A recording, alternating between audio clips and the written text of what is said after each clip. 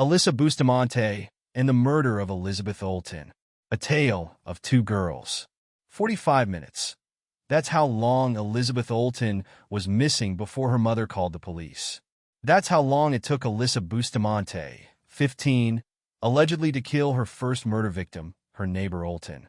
The most shocking thing of all? Alyssa Bustamante's youth was trumped by her victims. Elizabeth Olten was only 9. According to friends, family, and neighbors, Olten was all sweetness and light, a little girl made of sugar and spice and everything nice who loved cats, the color pink, and was a real girly girl. She had long medium brown hair, wide-set eyes, and was described a shy girl who was afraid of the dark and would not normally have gone into the woods, according to the AP, making her disappearance more ominous. Peggy Florence spoke on behalf of the family. She was somebody special. They called her a girly girl. She would be outside in the snow or in the mud in her frilly little dress.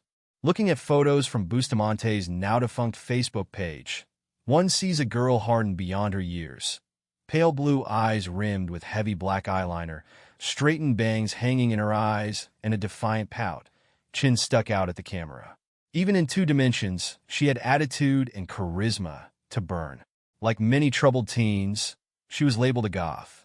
In an alternate life, she might have been a star. In this one, she may be one of the most shocking teenage murderers yet. She's just a small-town girl. The 2 neighboring communities from which the girls came in Missouri, St. Martin's and Jefferson City, epitomize small-town America. St. Martin's, where Olten lived, has just over 1,000 people. Everyone knows each other. So when Olten failed to make it home on Wednesday, October 21st, from a friend's house just a quarter-mile away, there was cause for alarm. The search began almost immediately. Though there was a 2-lane highway that ran the stretch from the friend that Olten had been visiting to her own house, she had oddly taken a shortcut through the woods, curving around and behind neighboring lawns and backyards. By the time the search started, with the aid of hundreds of volunteers, it was dark and cold, and the weather had turned and it started pouring. Searching the woodsy terrain turned into a difficult process. Dave Winninger, a volunteer firefighter who joined in the search for Olten, was quoted by the Associated Press as describing the search area as brushy and hilly. There's a lot of rocks, trees, and brush piles. It's a very rough place to be, he said. The searchers included dogs, firefighters, police, helicopters, FBI, and highway patrol. They went over and over the area, but were unsuccessful. Olten's cell phone initially gave them a hint, but by Thursday morning, the battery had died. A hint, a suspect. Until this point, the scenario that the community and the police had feared was that an older male predator had snatched up the girl as she walked home alone through the woods. No one suspected that it was a member of the community, much less a teenage girl. But details began to emerge, and rumors quickly spread that a teenager was described as a person of interest. The police had gathered some evidence, writings that led to the teenager. Bustamante didn't show up for school the day after the murderer's first and only unexcused absence. Shockingly, the teenager then led the police to the body. It had been in the very woods they had been searching. We had been in that area, actually more than once. The body was very well concealed. Cole County Sheriff Greg White told the press. Juvie or adult, male or female. For a while, there was public uncertainty as to the gender of the person of interest. Because the town was so small, Cole County Sheriff Greg White declined to give more specifics until it was decided how Bustamante was going to be tried. I know that it would be cathartic for the public to know exactly what happened, but the difficulty with that is we have to maintain a prosecutable case. White was quoted in an AP report. We're not going to contaminate jury pools or anything else. Because she was a juvenile, there was a question whether or not she'd be tried as an adult, possible under state law, which could then make her eligible for the death penalty. But Missouri has an unusual 2-pronged system for dealing with young offenders, one that mirrors Canada's. Missouri is one of 22 states using a dual jurisdiction system. If a suspect is found guilty, then the offender can be held until age 21, when a new hearing is held, and it is determined whether the offender has been rehabilitated or should serve the rest of the sentence. It was ultimately decided that Bustamante would be tried as an adult. Her defense attorney Kurt Valentine expressed disappointment with the decision, saying, We are throwing away the child, and we are signing a death sentence for Alyssa. She is not going to survive her time in the Cole County Jail. As details of the murder came out, though, it became clear this was not child's play gone wrong. A dark and troubled mind revealed. Bustamante had reveled in her bad girl image.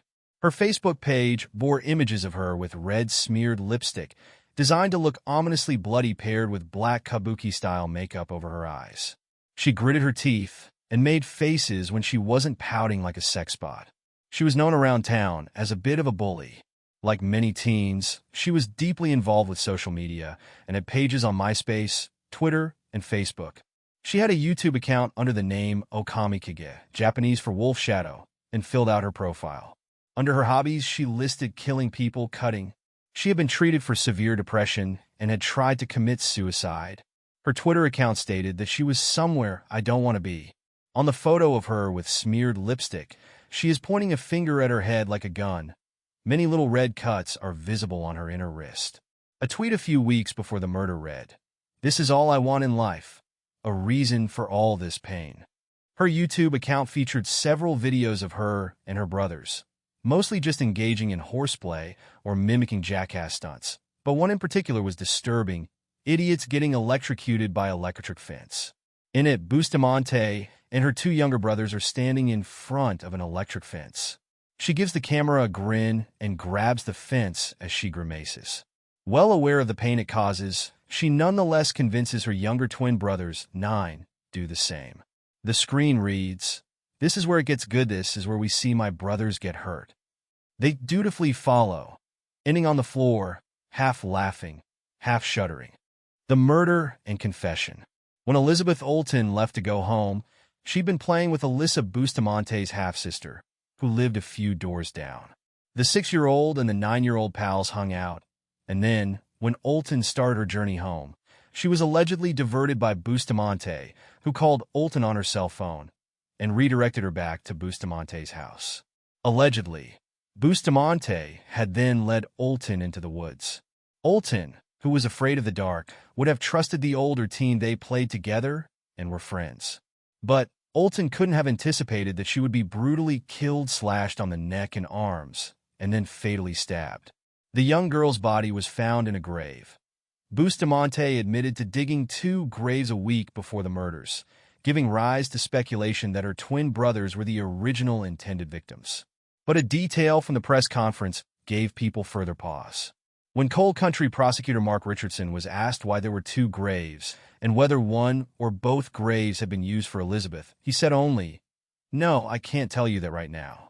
The autopsy revealed that Olten had been strangled, her throat and wrists had been slashed, and she'd been stabbed. Missouri State Highway Patrol Sergeant David Rice said that Bustamante's motive was simple and terrifying. Ultimately, Rice told the AP, she stated she wanted to know what it felt like.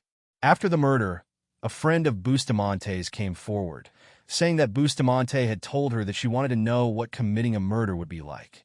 Jennifer Meyer went on KMOV in St. Louis. "I was at her party, and she kind of just took me off to the side randomly. And she's like, I wonder what it would be like to kill somebody, because I guess she was mad at one of her friends there, but it just seemed kind of strange," Meyer said.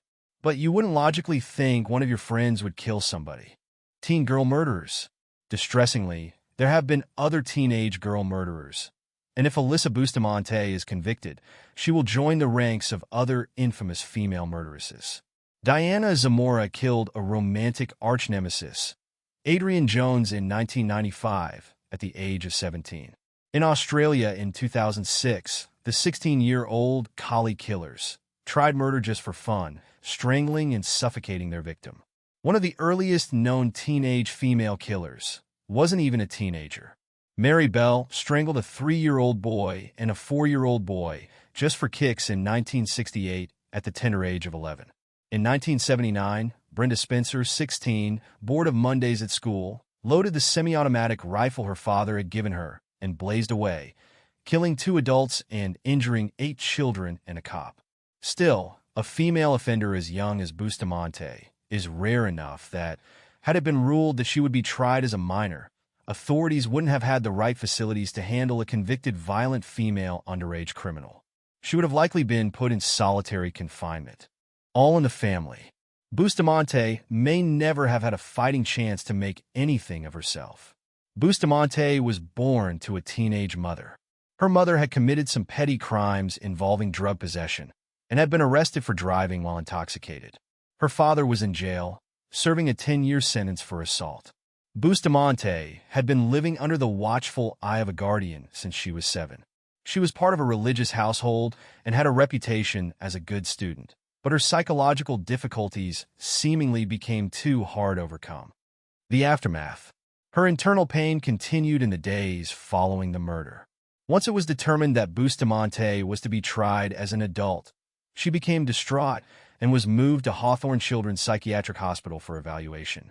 She had tried to cut herself and expressed suicidal thoughts. Her nails were cut because she'd tried using them to cut herself. Later, she was ordered by the judge to Fulton State Hospital for evaluation. Here, state-appointed lawyer also introduced a motion to move the trial. He cited comments on news articles as well as blogs, Facebook, and MySpace, purporting to come from townspeople, most of whom excoriated Bustamante. In the online world, Alyssa Bustamante was already convicted and hanged. People wrote things like, "What is a shame is that the murderer did not die when she tried to commit suicide when she tried to in 2007. And, from what I've heard, this girl has had mental problems for some time and has seen counselors or someone in the past. And either deport her or send her to the gas chamber. One less sicko wasting our tax dollars." Meanwhile, Elizabeth Olten got the funeral she deserved, that of a princess. A horse-drawn carriage took her casket to the cemetery, where her friends and family wore her favorite color, pink. Entering a plea. On December 8, 2009, Alyssa Bustamante walked in shackles and handcuffs into the Jefferson City courtroom wearing a lime green prison jumpsuit. Her brown hair hung in her eyes. Her chin still jutted, but her defiance had been muted by the events of the previous months. The circus had come to town. Reporters were allowed inside. Even with the confession, Bustamante entered a not guilty plea. More than 2 years later, on January 10, 2012, Alyssa Bustamante pleaded guilty to second-degree murder and armed criminal action. Her first-degree murder trial was scheduled to start later in the month. If convicted, she faced life without parole. Now, having entered a guilty plea, she stood a chance of being released. The punishment for murder in the second degree can be life with the possibility of parole, or 10 to 30 years. The sentence for armed criminal action is 3 years to life. After she pleaded guilty, Cole County Circuit Judge Patricia Joyce had Alyssa describe her actions on October 21, 2009. "I strangled her and stabbed her in the chest," Alyssa said. When asked if she also cut Elizabeth Olten's throat, she responded, "Yes." According to her attorney Charlie Moreland, Alyssa decided to plead guilty because she wanted to take responsibility for it. On February 8th, Alyssa Bustamante was sentenced to life with the possibility of parole. During a sentencing hearing, forensic consultant Don Locke read aloud to the court a page from Bustamante's diary, dated the day of the Elizabeth Olten's murder. The entry had been scratched out, but Locke was able to recover it. It read, "I just F*** King killed someone. I strangled them and slit their throats and stabbed them.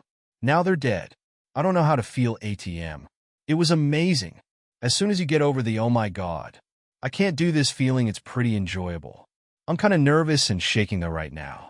Okay, I gotta go to church now, LOL." Her appeal against the sentence was denied in March 2014.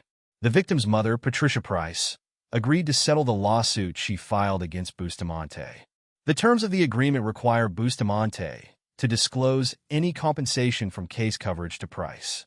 Alyssa was seen by several mental health professionals, who all testified that she has major depressive disorder and borderline personality disorder.